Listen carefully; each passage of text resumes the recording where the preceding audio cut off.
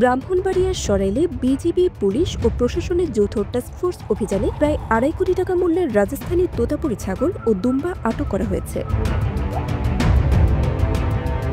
এ সময় একটি ট্রাক ও পিকআপ জব্দ করা হয়। এ ঘটনায় মোহাম্মদ ইয়াকুব আলী নামে একজনকে আটক করা হয়েছে। আটক হওয়া ব্যক্তি যশোর জেলার বাসিন্দা বলে জানা গেছে।